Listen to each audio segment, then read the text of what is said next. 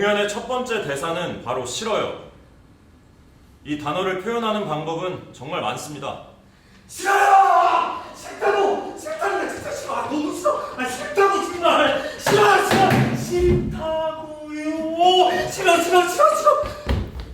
도대체 싫다고 몇 번을 더 얘기해야 돼? 나 지금 몇 초 걸렸지? 다시 한번 해볼까? 싫다고 진짜 싫어! 너무 싫어! 나 싫다니까 정말 싫다고요! 정말 싫다고요!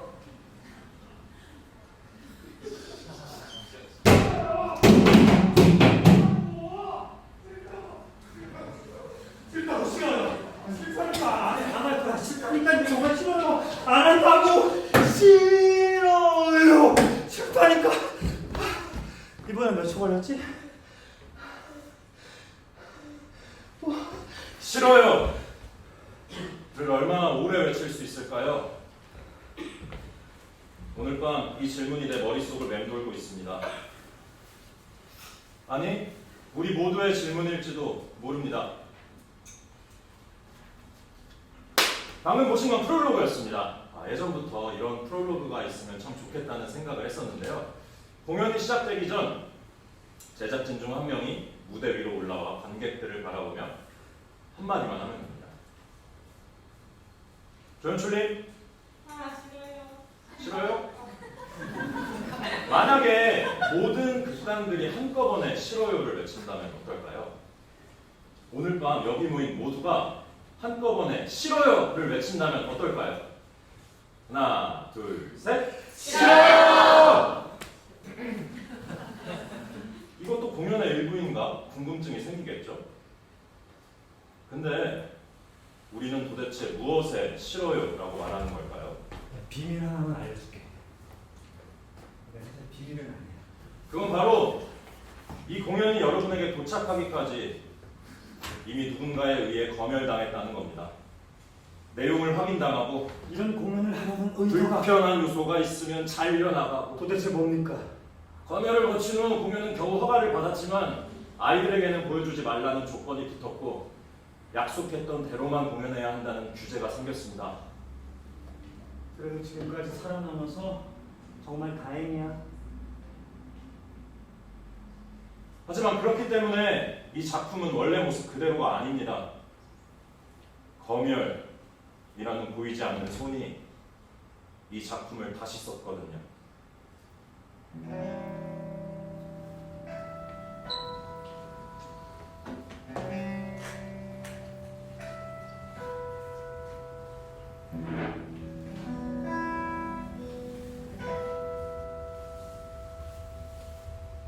싱가포르에서는 모든 공연이 허가를 받아야 합니다. 허가를 받으려면 최소 2달 전에 대본을 제출해야 하고, 그러면 정보통신미디어개발청, 통칭 IMDA 소속의 어떤 사람이 대본을 읽게 됩니다. 그 사람을 S라고 하겠습니다. S는 아마 지금 당황하고 있을 겁니다. 그래. 이거 좀 불편한데. 난 대중들에게 드러나는 게 익숙하지 않은데 말이야.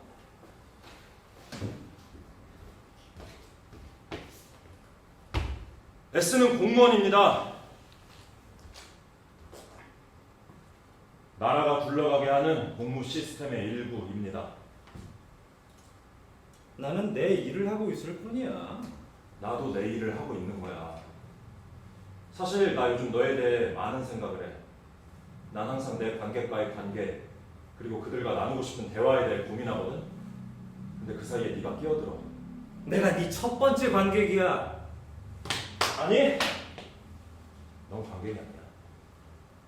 넌 조악하게 설계된 여론조사로 만들어진 가상의 다수일 뿐이야.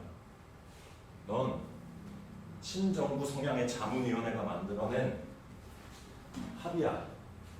넌 헌법이 보장하는 세속주의의 경계를 시험하는 목소리 큰 보수적 소수야. 넌 바로 국가야. 대중과 이야기하기 전에 나랑 먼저 이야기해야 돼. 오늘은 그 역할을 뒤집는 거야. S는 항상 내가 관객과 나누고 싶은 대화를 듣겠다고 해왔습니다. 그렇다면 오늘은 관객이 내가 S와 나누는 대화를 듣게 할 겁니다. 오늘 밤 여기 모인 모두가 S입니다. 여기 있는 88명 전부 다. 그래, 너희가 전부 S야.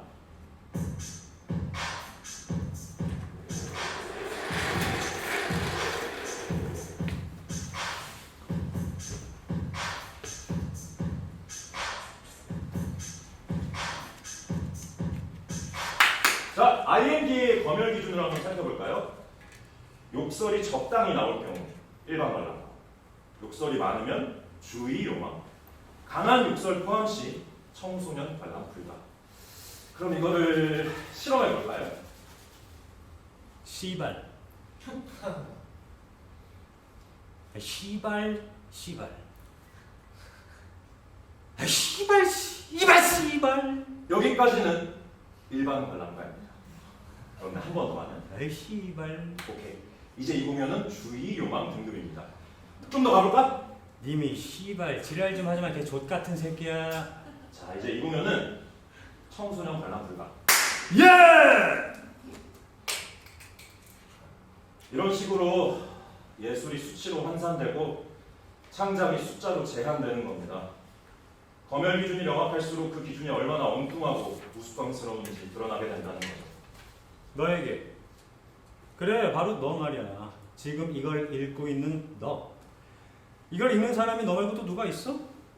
내 프로듀서가 그러더라. 네 직함이 컨텐츠 및 기준 담당 매니저라고. 네 상사는 방송 출판 예술 담당 부국장이고 그 위엔 방송 출판 예술 담당 국장이 있고, 그리고 물론 너에겐 이름도 있겠지. 걱정 마. 관객에게 네 이름을 밝히진 않을 거야. 나는 너에 대해 자주 생각해. 아마 예술가로서 원래 생각해야 하는 것보다 훨씬 더 많이. 나는 너를 단순히 시스템의 일부라고 생각하지 않아. 한 명의 개인이라고 생각해. 지금 네가 이 원고를 어떻게 읽고 있을까? 데스크탑이야? 노트북이야? 아니면 화면으로 읽으면 눈이 피곤하니까 프린트해서 보고 있니? 아니면 혹시 손에 연필을 들고 특정 단어나 문장을 동그라미 치거나 밑줄을 긋고 있진 않아? 아니면 문제가 될 만한 키워드를 자동으로 찾아주는 프로그램 따로 있니? 챗 GPT 유료 결제했어? 그럼 당신이 따르는 지침을 한번 살펴볼까요? 우선 비속어. 예를 들면 씨발. 비속어 사용은 가끔 있을 경우 허용. 잠깐만. 가끔이란 도대체 정확히 얼마를 얘기하는 거야? 한 번, 두 번, 세 번? 씨발, 씨발, 씨발. 이 정도면 되는 거야? 그러면 그 상한선을 한번 봅시다. 권장 등급으로 넘어가면 조건은 이겁니다. 비속어 사용은 과하지 않을 경우 허용. 솔직히 말해서 가끔이랑 과하지 않음의 차이가 뭔지 잘 모르겠네요. 제가 따를 수 있는 가장 확실한 기준은 당신이 정확한 숫자를 정해주는 겁니다. 예를 들어 일반 관람가 G 등급을 받으려면 대본 전체에서 비속어를 5번 예로 써야 한다. 이런 식으로. 그럼 나 지금까지 씨발이라고 몇 번 말했지? 3번. 근데 방금 한 번 더 했으니까 4번. 그럼 한 번만 더 말할 수 있겠네. 그러면 난 배우니까 감정을 좀 넣어볼게. 씨발! 씨발.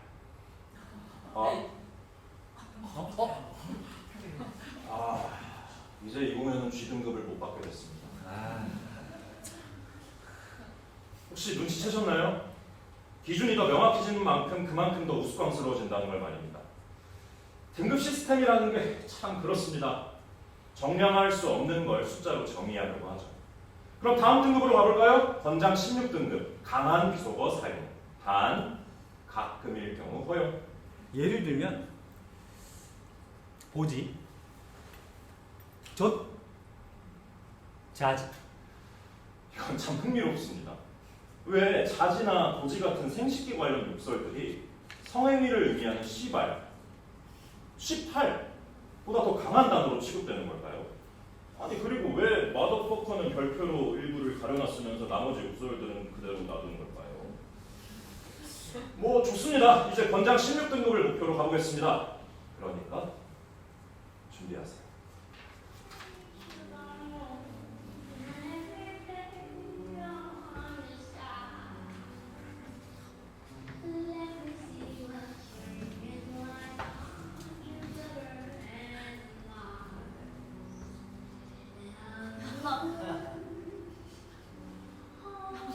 님이 씨발.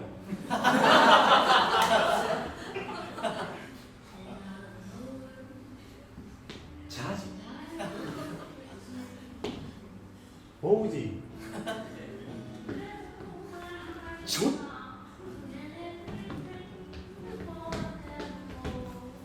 고추.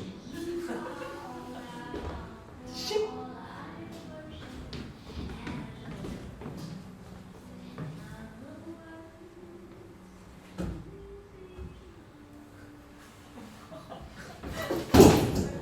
여기서 멈출 필요 있나요? 씨발 거 끝까지 가보죠. 다음 정거장 권장 18등급 강한 비속어 사용 가능. 긴장하세요. 혹시 임산부 있으십니까? 없으세요? 다행이군요. 심장이 약하신 분들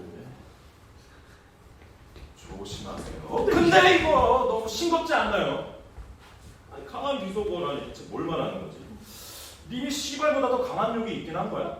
난 지금 슬러를 떠올리고 있어. 슬러? 아 그래.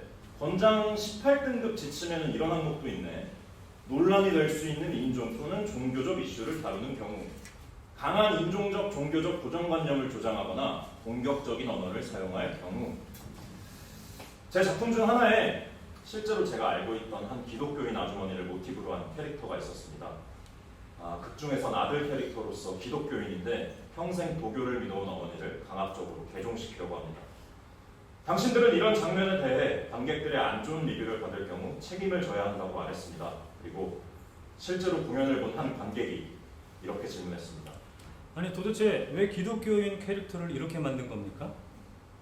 기독교에 대한 모욕 아닙니까? 제 의도는 모든 기독교인을 대표하는 캐릭터를 만드는 것이 아니었습니다. 이 캐릭터는 하나의 개인일 뿐입니다. 그는 기독교의 대변인이 아니죠. 거꾸로 물어보겠습니다. 예술가는 완벽한 캐릭터만을 창조해야 하나요? 누구든 희화하지 않는 인물만을 무대에 올려야 할까요? 사실 최고의 연극들은 불완전한 인간을 보여줍니다. 우리는 불완전함에서 아름다움을 찾지만 당신들 검열관은 책임을 찾습니다. 또 널 떠올려. 네가 방금 내가 한 말을 읽고 있는 모습을 상상해. 네 머릿속에 어떤 생각이 들까? 나한테 반박하고 싶어? 뭔가 말해서 나를 깨우쳐주고 싶은 거야? 아니면 네가 하는 일을 변호하고 싶니? 아니면 그냥 이렇게 생각하고 있을까? 그건 내 일이 아니야.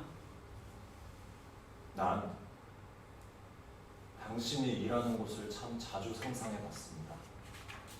국립 아카이브 자료를 뒤지다가 1996년에 찍힌 사진들을 발견했거든요. 정부예술부의 자료 중 하나입니다. 사진 설명은 아주 단순했습니다. 검열부서.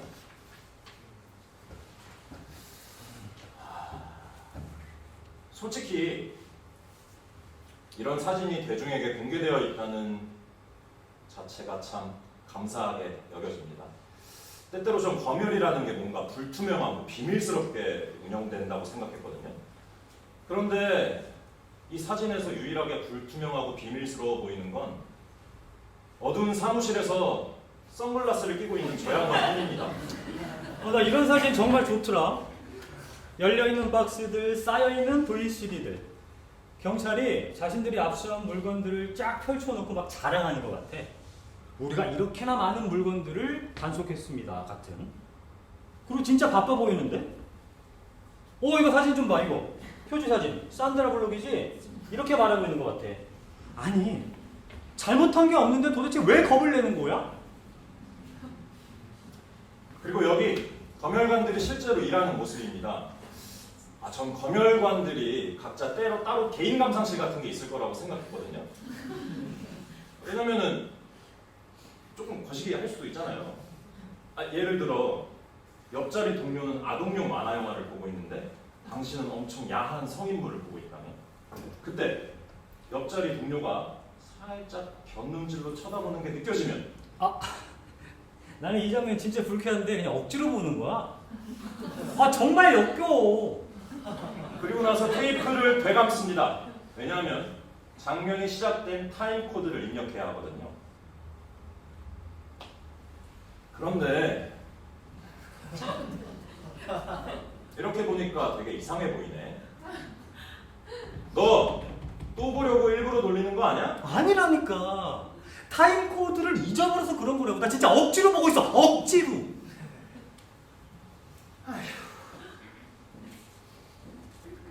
이 문서의 제목은 검열검토위원회 보고서. 위원회는 6명의 위원으로 구성됐고 당시 내무부 국무장관이었던 자야쿠마르가 위원장을 맡았습니다. 이 보고서를 읽으면서 당신의 기원을 찾아낸 느낌이 들었습니다. 나를 가장 놀라게 한 건 당신이 해야 할 일이 어떤 건지 그들이 너무 솔직하게 써놨다는 겁니다. 검열, 주관적, 주관성. 그리고 이어서 이 일을 맡게 될 사람, 즉 당신 같은 사람이 어떤 모습이어야 하는지 묘사합니다. 검열, 세심한 주의, 공정하게, 감수성.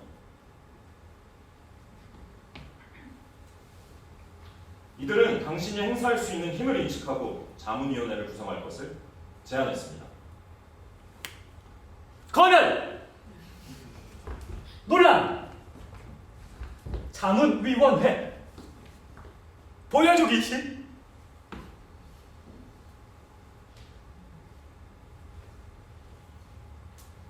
그런데 말입니다.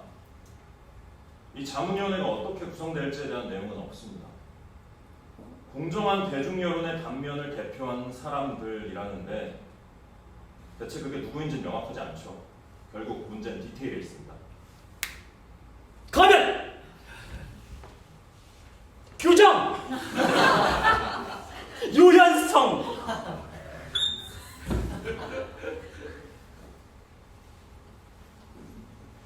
이걸 읽고 있으면 이 지침들이 검열을 점진적으로 자유롭게 풀어나가기 위한 장치였다는 생각이 듭니다.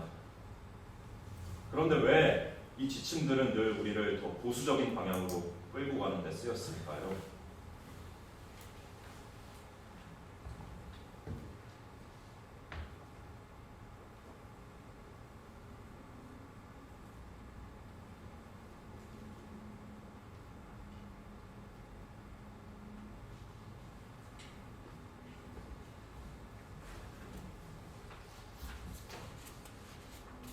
하지만 저는 당신이 저를 반대편에 서 있는 사람이라고 생각하지 않으셨으면 합니다. 왜냐하면 가끔은 저도 당신의 입장이 되어보는 상상을 하기 때문입니다. 혹시 당신도 제 입장이 되어보는 상상을 한 적이 있을까요? 사실 제가 여러분과 같은 입장이 될 수도 있었던 순간이 있었습니다. 2014년 공공오락 및 집회법 개정을 추진하면서 예술계와 공동규제를 구축하겠다는 명목이었습니다. 즉 극단들이 직접 공연을 분류하고 등급을 매길 수 있는 자유를 갖되 공동체의 기준을 준수해야 한다는 것입니다. 말이 너무 그럴듯해서 믿기가 어려운데? 이 제도 아래에서 예술가들은 컨텐츠 검열관으로 훈련받아야 했습니다. 하지만 그 역할은 단순했죠. 이미 미디어 개발청이 정해놓은 가이드라인을 그대로 실행하는 것뿐이었습니다. 그 가이드라인을 어떻게 정해야 하는지에 대한 발언권은 전혀 없었습니다. 그리고 만약 예술가가 이 가이드라인을 잘못 해석했다고 판단될 경우 예를 들면 공연에 원래보다 너무 낮은 등급을 매겼다면 벌금 5,000달러. 이 제도 안에서 예술가는 미디어 개발청의 대리 검열관으로 전락합니다. 총 45개의 극단이 검열 업무를 예술가들에게 위임하는 이 개정안에 반대했습니다. 이 개정안이 통과되었다면 어땠을까요? 만약 제가 검열관이 되었다면요.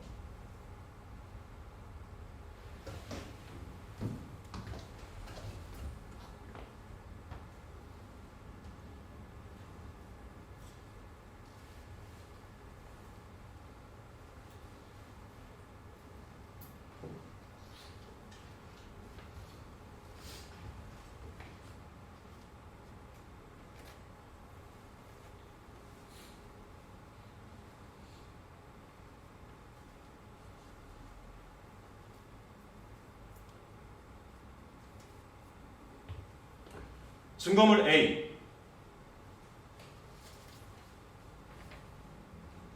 퇴거 통지서.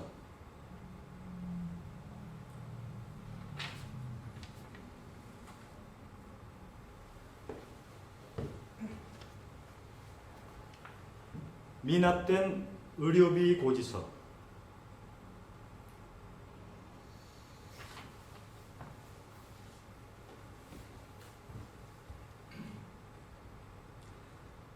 공장 노동자의 찢겨진 소매,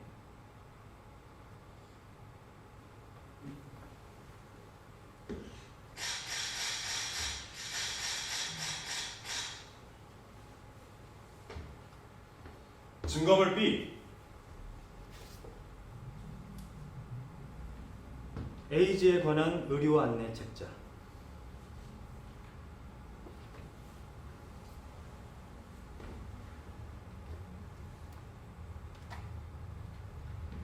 도리스 데이의 노래가 담긴 카세트 테이프,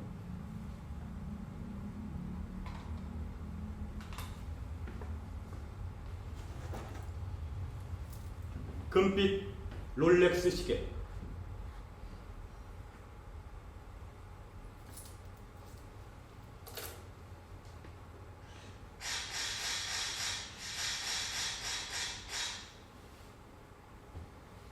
증거물 C.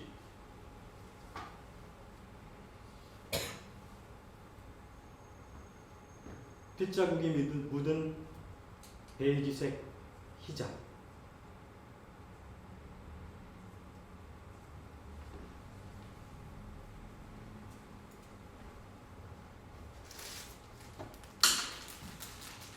꽃다발,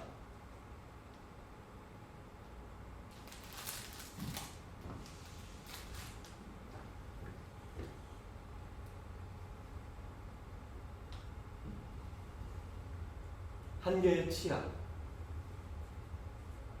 왼쪽 위 앞니,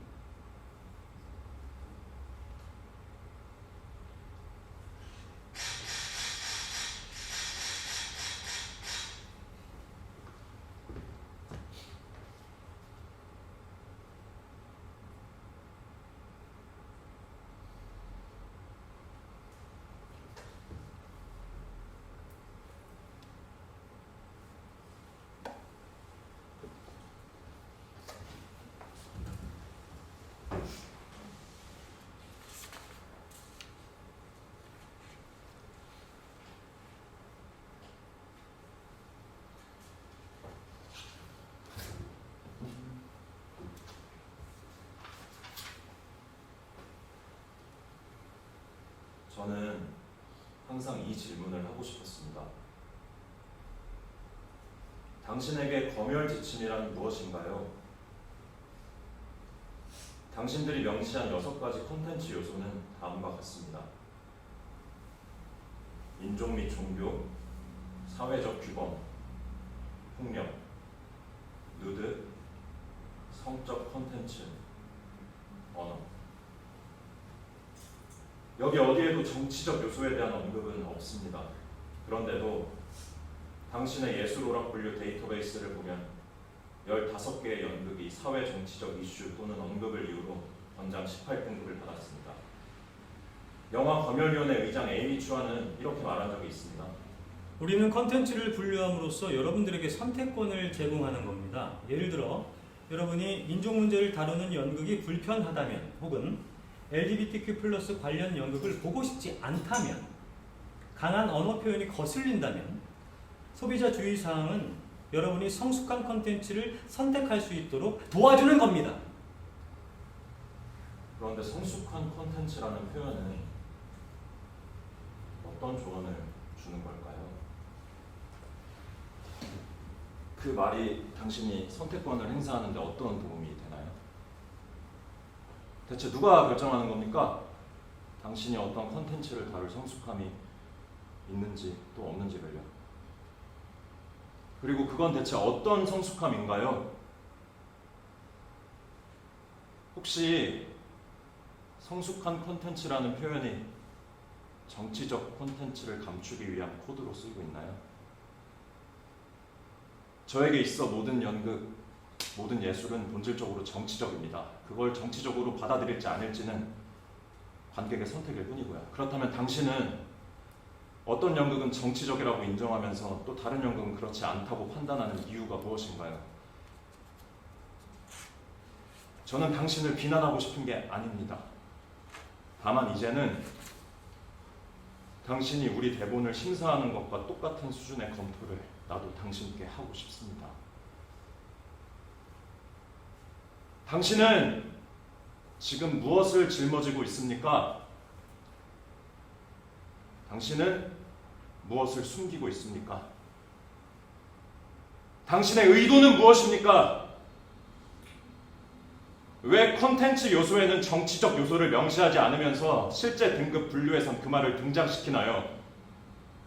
왜 금지라는 말을 쓰지 않고 매번 등급 부여 불가라는 표현으로 바꾸나요? 왜 당신은 자신들이 하는 일이 검열이 아니라 불륜하고 고집하나요?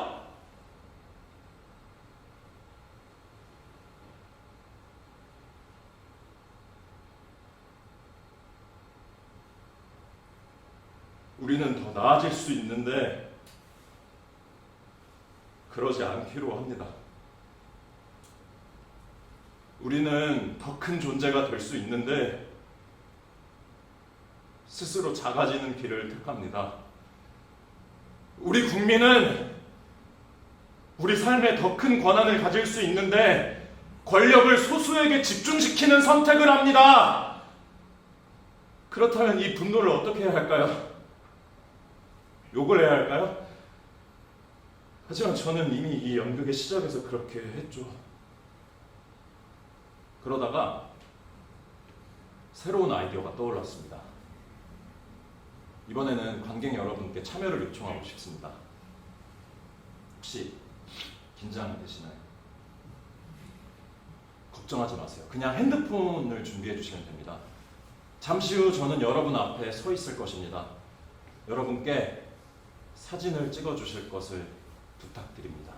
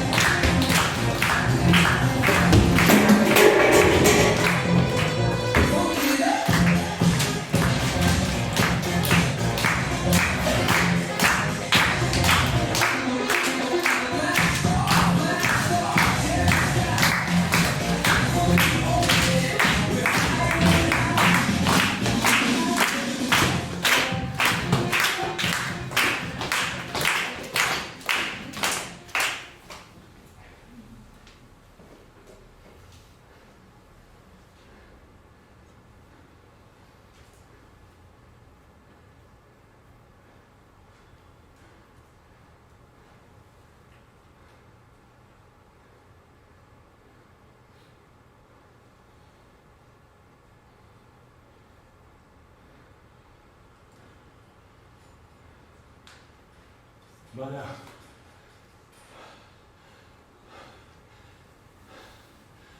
이 모든 게 너무 벅차게 느껴지셨다면 죄송합니다. 아마 이런 생각 드실 수 있겠죠? 이게 대체 무슨 연극이야? 이게 왜 하필이면 내 책상으로 올라왔을까? 제가 처음에 말씀드렸듯이 저는 당신을 시스템의 일부가 아니라 하나의 개인으로 생각하고 있습니다. 하지만 가끔은 그 사실을 잊었을지도 모르겠습니다.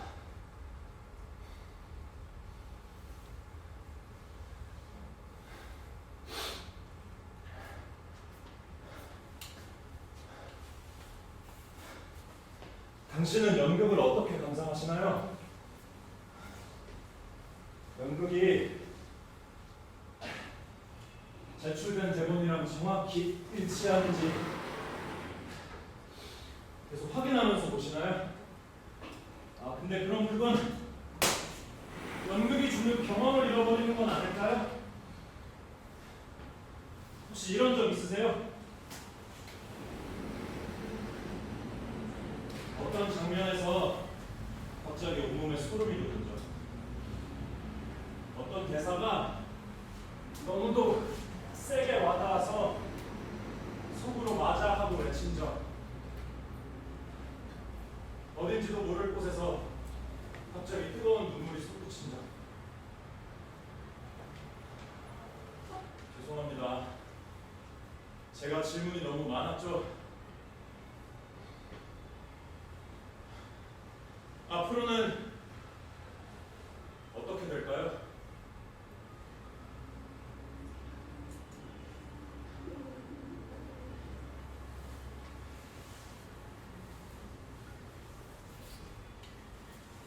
이런 상상을 해볼까요? 지금으로부터 10년 후 전화가 일어났습니다. 더 이상 공연을 위해 사전 심의나 허가가 필요하지 않습니다. 그리고 진실과 정의위원회가 설립되었습니다. 정부 공개법이 도입되면서 저 같은 시민이 정부의 기록이나 문서를 열람할 수 있게 되었습니다. 회의록, 내부 논의, 정책 결정 과정이 투명해진 것입니다. 저는 국립 아카이브로 갑니다. 그리고 몇 가지 문서를 요청합니다. 직원이 저를 작은 방으로 안내하고 제 앞에 상자를 내려놓습니다. 그리고 저는 지금 당신이 쓴 모든 기록을 읽고 있습니다.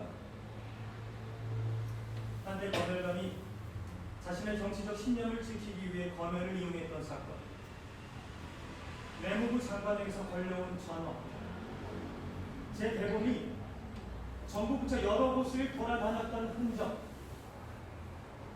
가끔은 온몸에 소름이 돋습니다. 가끔은 속에서 안 되라는 목소리가 들립니다.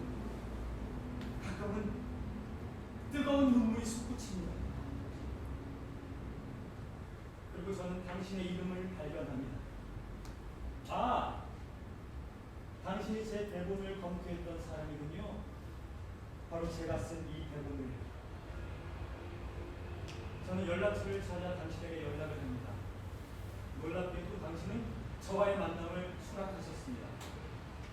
우리는 지금 작은 카페에 마주 앉아 있습니다. 당신이 저에게 커피를 사주겠다고 해요. 그리고 첫 번째로 건넨 말은 바로 이겁니다. 나는 이 규칙을 만든 사람이 아니에요. 알아요. 이 규칙을 집행하는 사람일 뿐이죠. 저는 그 규칙을 따라야 하는 사람이에요. 어쩌면 우리 같은 편이었을지도 몰라요. 그때 서로 몰랐겠지. 부탁 하나만 드리겠습니다. 눈을 좀 감아주십시오. 걱정 마세요. 이상한 짓을 하려는 게 아닙니다. 저를 믿어주세요. 좋아요. 눈을 뜨시면 안 됩니다. 이제 여러분은 제 손을 잡고 있다고 상상하는 겁니다. 이제부터 우리가 10부터 거꾸로 셀 겁니다. 그리고 1을 말하는 순간 우리를 놓아주세요. 여러분이 우리를 스스로 놓아주는 것이 매우 중요합니다. 자, 준비되셨나요? 네. 10,